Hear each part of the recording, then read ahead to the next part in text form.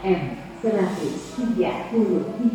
Silahkan menuju loket 3. Nomor antrian M134. Silahkan menuju loket 4.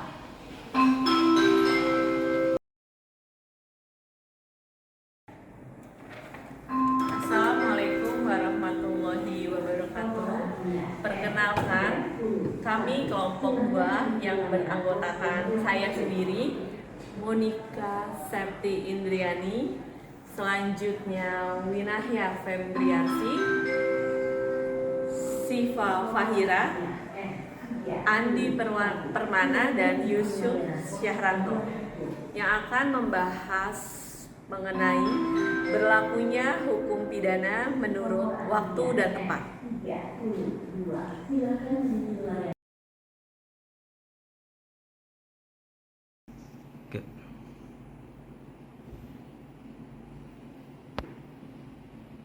Berlakunya hukum pidana menurut tempatnya atau lotus delicti. Locus delicti berasal dari kata yakni lotus yang artinya lokasi atau tempat, delicti yang artinya delik atau tindak pidana. Jadi locus delicti berarti tempat terjadinya tindak pidana. Ada 3 teori yang membahas tentang locus delicti, yakni teori perbuatan material, teori instrumen, dan teori akibat. Teori ini muncul akibat tidak mudahnya menentukan locus delicti, sedangkan pengertian dari tempus delicti berasal dari tempus yang artinya tempo atau waktu dan delicti yang artinya tindak pidana. Jadi tempus delicti berarti waktu terjadinya tindak pidana. Teori tentang tempus delicti diperlukan untuk menentukan kapan terjadinya suatu tindak pidana. Ini penting guna menentukan apakah suatu undang-undang pidana dapat diberlakukan untuk mengadili suatu tindak pidana. Dalam pasal 1 ayat 1 dan ayat 2 KUHP telah mengatur mengenai berlakunya hukum pidana di Indonesia menurut waktu kapan dilakukannya suatu tindak pidana. Diketahui adalah di mana tempat berlakunya hukum pidana Indonesia tersebut, sekaligus juga terkait dengan bagi siapa hukum pidana tersebut diberlakukan. Pada dasarnya, kekuatan berlakunya hukum pidana Indonesia menurut tempat ini telah diatur dalam pasal 2 sampai dengan pasal 9 KUHP, di mana ini di dalam pasal tersebut dikelompokkan menjadi 4 asas, yaitu asas teritorial, asas personal atau nasional aktif, asas perlindungan atau nasional pasif, dan asas universal. 1. Asas teritorial atau asas wilayah. Asas teritorial ini mengajarkan bahwa hukum pidana suatu negara berlakukan di wilayah negara itu sendiri. Asas tersebut merupakan asas pokok dan telah dianggap sebagai asas yang paling tua karena dilandaskan pada kedaulatan negara. Di dalam asas teritorial dianut oleh Indonesia telah disebutkan dalam pasal 2 dan pasal 3 KUHP. Menurut pasal 2, yang menjadi sebuah patokan adalah wilayah dan tidak mempersoalkan siapa yang melakukan tindak pidana di wilayah itu. Artinya bahwa siapapun baik orang Indonesia maupun orang asing yang melakukan tindak pidana dalam wilayah negara Indonesia, maka akan diberlakukan hukum pidana Indonesia.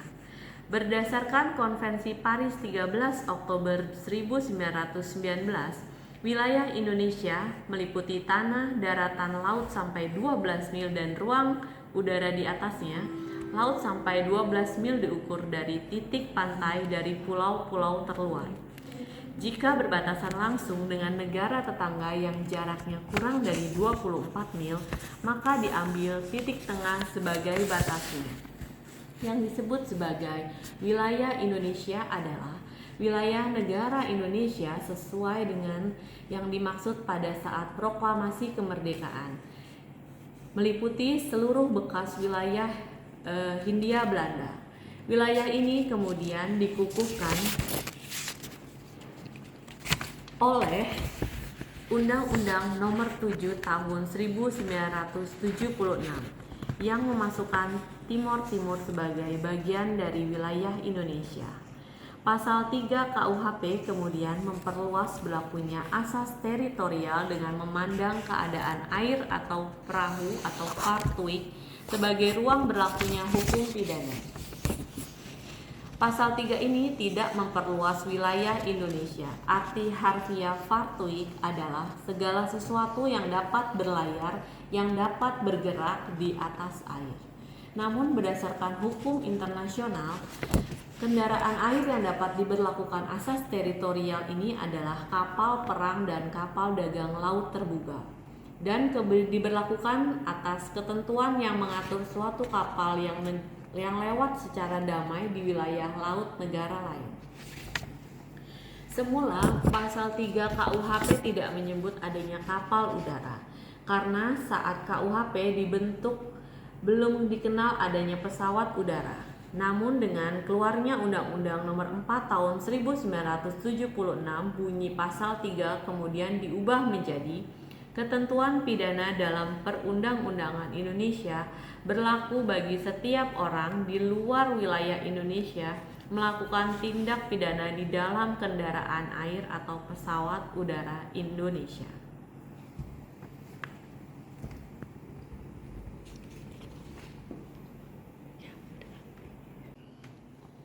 Pasal 3 KUHP kemudian memperluas berlakunya asas teritorial dengan memandang kendaraan air atau perahu atau fartuik sebagai ruang berlakunya hukum pidana. Pasal 3 ini tidak memperluas wilayah Indonesia. Arti harfiah fartuik adalah segala sesuatu yang dapat berlayar, yang dapat bergerak di atas air. Namun berdasarkan hukum internasional, kendaraan air yang dapat diberlakukan asas teritorial ini adalah kapal perang dan kapal dagang laut terbuka yang diberlakukan ius passagi in nosi, atau ketentuan yang mengatur suatu kapal yang lewat secara damai di wilayah laut negara lain. Semula, pasal 3 KUHP tidak menyebut adanya kapal udara, karena saat KUHP dibentuk belum dikenal adanya pesawat udara. Namun dengan keluarnya Undang-Undang Nomor 4 Tahun 1976, bunyi pasal 3 ini kemudian diubah menjadi ketentuan pidana dalam perundang-undangan Indonesia berlaku bagi setiap orang yang di luar wilayah Indonesia melakukan tindak pidana di Indonesia di dalam keadaan air atau pesawat udara Indonesia.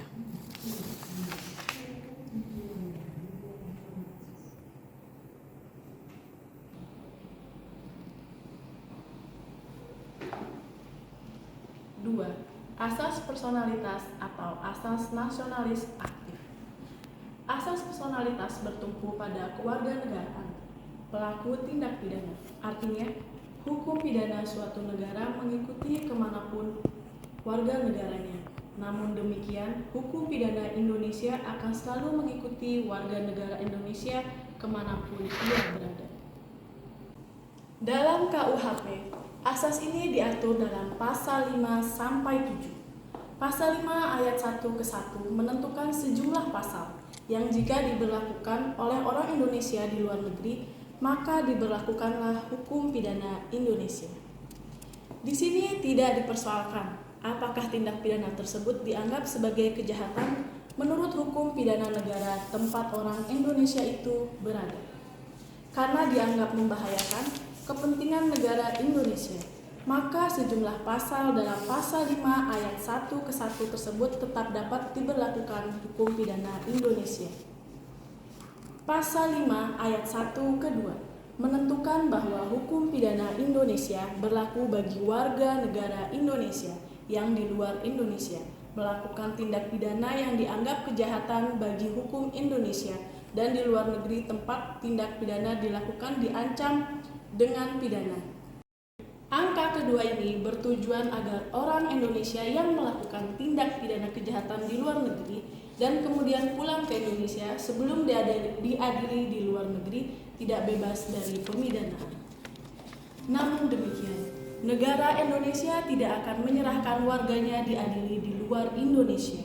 Angka kedua ini juga membatasi bahwa yang dapat dipidana adalah orang yang masuk ke kategori kejahatan. Artinya, jika ada orang Indonesia yang melakukan tindak pidana di luar negeri, kemudian pulang sebelum diadili di luar negeri, dan di Indonesia perbuatannya dianggap sebagai pelanggaran, maka tidak akan diadili di Indonesia. Ayat 2 dari pasal 5, apabila ada orang asing yang melakukan tindak pidana Indonesia dan kemudian melarikan diri ke Indonesia dan menjadi warga negara Indonesia, tidak membebaskan dia dari penuntutan pidana. Prinsip keseimbangan dalam asas ini ditunjukkan dalam pasal 6, bahwa jika di negara tempat dilakukannya tindak pidana tidak diancam dengan pidana mati, maka ketika warga negara Indonesia itu melarikan diri ke Indonesia, di Indonesia juga dia tidak akan dipidana mati. 3. Asas perlindungan atau asas nasionalis pasif. Asas perlindungan menentukan bahwa hukum pidana suatu negara berlaku bagi perbuatan-perbuatan yang dilakukan di luar negeri, jika perbuatan tersebut melanggar kepentingan negara yang bersangkutan. Asas tersebut juga diberlakukan di Indonesia. Dalam KUHP, beberapa tindak pidana yang dikelompokkan ke dalam asas perlindungan adalah: 1. Kejahatan terhadap keamanan negara dan martabat presiden. 2. Kejahatan tentang merek atau materai yang dikeluarkan oleh pemerintah Indonesia seperti pemalsuan surat hutang atau sertifikat hutang atas beban Indonesia. Kejahatan jabatan yang diatur dalam bab 28 buku 2 KUHP. Kejahatan pelayanan yang diatur dalam bab 29 buku 2 KUHP. Tindak pidana adalah tindak pidana tersebut dianggap menyerang kepentingan negara. Oleh karena itu, asas ini tidak berlaku jika pelanggaran terhadap kepentingan individu atau pribadi warga negara di luar negeri. Asas universal. Asas ini diberlakukan demi menjaga kepentingan dunia atau internasional, yaitu hukum pidana suatu negara dapat diberlakukan terhadap warga negaranya. Hukum pidana diberlakukan melampaui batas kewilayahan dan personalitas. Siapapun dan dimanapun tindak pidana dilakukan, hukum pidana Indonesia dapat diterapkan. Beberapa kejahatan yang dapat diberlakukan hukum pidana Indonesia berdasarkan asas universal adalah kejahatan mata uang yang dikeluarkan oleh negara tertentu, pasal 4 sub kedua KUHP yang berdasarkan pada Konvensi Jeneva 1929 sampai 1930. Kejahatan perampokan atau pembajakan di laut atau udara, pasal 4 sub keempat KUHP yang diperbaharui dengan Undang-Undang Nomor 4 Tahun 1976 tentang kejahatan penerbangan yang didasarkan pada Deklarasi Paris 1858, Konvensi Tokyo 1963, Konvensi The Hague 1970, dan Konvensi Montreal 1971. Istisna dalam pasal 9 disebutkan bahwa berlakunya pasal 2 sampai 5, 7 dan 8 dibatasi oleh pengecualian-pengecualian yang diakui dalam hukum internasional. KUHP tidak merinci hukum internasional mana yang membatasi pasal-pasal tersebut. Dengan demikian, aturan ini cukup luas karena dimungkinkan adanya perubahan-perubahan ketentuan berdasarkan pada hukum internasional. Pengecualian yang didasarkan pada hukum internasional ini adalah hak imunitas. Hak imunitas adalah hak yang dimiliki oleh seseorang terhadap tuntutan pidana dari negara tempat ia melakukan tindak pidana. Hak imunitas ini berdasarkan pada Perjanjian Wina 1961 yang dapat diberlakukan bagi 1. Kepala negara asing dan keluarganya, 2. Duta besar negara asing dan keluarganya, 3. Anak buah kapal perang negara asing, dan yang keempat, pasukan negara sahabat yang berada di wilayah negara atas persetujuan negara yang bersangkutan. 2. Konsekuensi asas legalitas formil. Suatu tindak pidana harus dirumuskan dalam peraturan perundang-undangan. Konsekuensi perbuatan seseorang yang tidak tercantum dalam undang-undang sebagai tindak pidana yang juga tidak dapat dipidana. Ada larangan analogi untuk membuat suatu perbuatan menjadi tindak pidana. Peraturan perundangan itu harus ada dalam sebelum terjadinya tindak pidana. Yang pertama, konsekuensi aturan pidana tidak boleh berlaku surut atau retroaktif. Dasar pikirannya adalah menjamin kebebasan individu terhadap kesewenang-wenangan pengusaha. Berhubungan dengan teori paksaan psikis dari Anselm von Verbach bahwa si calon pelaku tindakan pidana akan terpengaruhi jiwanya. Motif untuk berbuat tindak pidana akan ditekan apabila ia mengetahui bahwa perbuatannya akan mengakibatkan pemindanaan terhadapnya. Di negara-negara yang menganut paham individualistis, asas legalitas ini dipertahankan. Sedangkan di negara yang sosialis, asas ini banyak yang tidak dianut lagi seperti Soviet yang menghapus sejak tahun 1926.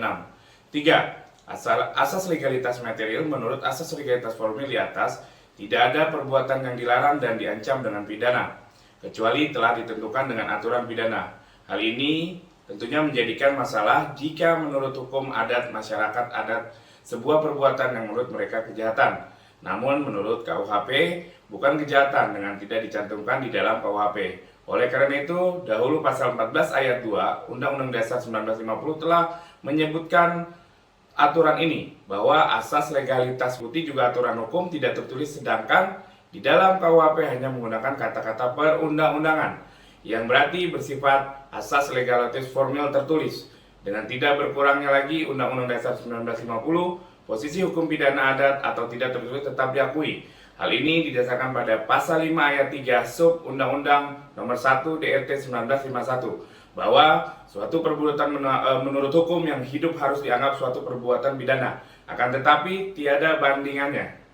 Dalam kitab hukum pidana sipil, maka dianggap dengan hukuman yang tidak lebih 3 bulan penjara dan atau denda Rp500, yaitu sebagai hukuman pengganti bila mana hukuman adat yang dijatuhkan tidak diikuti oleh pihak yang terhukum dan penggantian yang dimaksud dianggap sepadan oleh hakim dengan dasar kesalahan si terhukum, bahwa hukuman adat yang dijatuhkan itu menurut pikiran hakim melampaui padanya dengan hukuman kurungan atau denda yang dimaksud di atas, maka atas kesalahan terdakwa dapat dikenakan hukuman pengganti setinggi 10 tahun penjara, dengan pengertian bahwa hukum adat yang menurut paham hakim tidak selaras lagi dengan zaman senantiasa diganti seperti tersebut di atas, bahwa suatu perbuatan menurut hukum yang hidup harus dianggap suatu perbuatan pidana dan ada yang bandingannya dalam kitab hukum pidana sipil, maka diancam dengan hukuman yang sama dengan hukum bandingannya yang paling mirip kepada perbuatan pidana itu. Pasal 27 ayat 1 Undang-Undang Nomor 14 tahun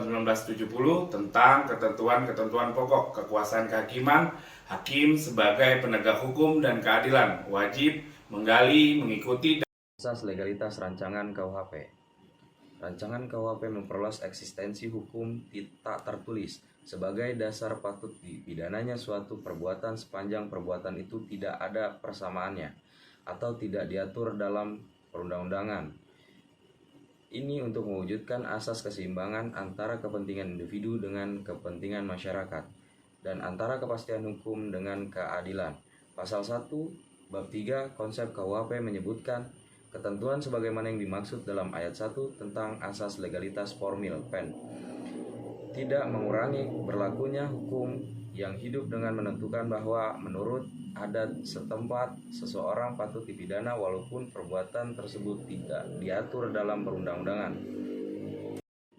Asas temporis delicti. Pasal 1 ayat 1 di samping mengandung asas legalitas yang juga mengandung asas leg temporis delicti, yaitu tiap tindak pidana dilakukan seseorang harus diadili menurut ketentuan pidana yang berlaku saat itu. Jika terjadi perubahan perundang-undangan pidana setelah tidak pidana itu dilakukan, maka pasal 1 ayat 2 dipaksa ketentuan yang paling meringankan terdakwa. Konsep KUHP lebih merinci perbuatan perundang-undangan pidana tersebut. Perincian tersebut merupakan hasil perbandingan dengan KUHP Korea dan Thailand. Selengkapnya Pasal 3 konsep KUHP menyatakan jika terdapat perubahan undang-undang sudah perbuatan dilakukan atau sesudah tidak dilakukannya perbuatan, maka ditetapkan peraturan merupakan yang paling menguntungkan. Jika setelah putusan pemidanaan telah memperoleh kekuatan hukum, tetap perbuatan yang dilakukan atau yang tidak dilakukan tidak lagi merupakan tindak pidana menurut peraturan perundang-undangan yang baru, maka narapidana dikeluarkan dari lembaga pemasyarakatan. Jika telah putusan pemidanaan telah memperoleh kekuatan hukum, tetap perbuatan yang dilakukan atau yang tidak dilakukan diancam dengan pidana yang lebih ringan menurut peraturan perundang-undangan yang baru, maka putusan pemidanaan tersebut disesuaikan dengan batas-batas pidana menurut peraturan perundang-undangan yang baru. Sumber hukum: Kitab Undang-Undang Hukum Pidana 2. Undang-Undang Nomor 4 Tahun 1976 tentang Kejahatan Penerbangan yang didasarkan pada Deklarasi Paris 1858, Konvensi Tokyo 1963, Konvensi de Huy 1970, dan Konvensi Montreal 1971. Undang-Undang Nomor 14 Tahun 1970 tentang ketentuan-ketentuan pokok kekuasaan kehakiman. Demikianlah presentasi kami dari kelompok 2 guna memenuhi tugas mata kuliah Hukum Pidana. Jangan lupa like, comment, and subscribe. Terima kasih. Wassalamualaikum warahmatullahi wabarakatuh.